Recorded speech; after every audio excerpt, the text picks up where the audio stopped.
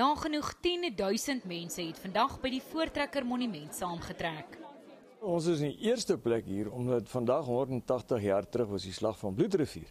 En dit was die grootste militêre botsing, as mens die getalle mense betrokke in ag neem, maar waarskynlik ook wat die betekenis betref in die geskiedenis van Suid-Afrika. 'n Eeu na die slag is die hoeksteen gelê vir 'n monument om die groot trek te gedenk. Ons gedenk ook die 80ste herdenking van die hoeksteenlegging van die monument hier agter ons. In die tydperk wat dit plaasgevind het, 1938, was internasionaal, was nasionalisme 'n beweging geweest. So binne die konteks, ja, die tydperk van Afrikaner nasionalisme opgerig. Vandag is dit egter 'n Suid-Afrikaanse nasionale graad 1 erfenisskat, so verklaar deur die wet, en ons voel ons is 'n monument vir almal.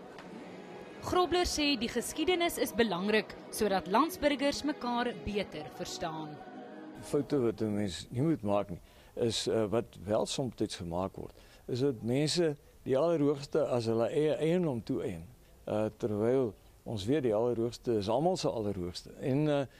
Maar dis maar een voorbeeld. Ons kan ook nie die fout maak om ander mense te verkleineer nie.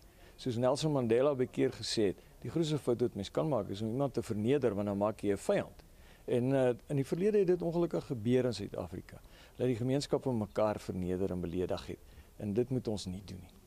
Om die geskiedenis beter te verstaan, word die inklusiewe opvoedkundige ontdekkingsentrum vroeg in die nuwe jaar hier op die terrein geopen. Ons noem dit eintlik die fundamentele ontdekkingsentrum.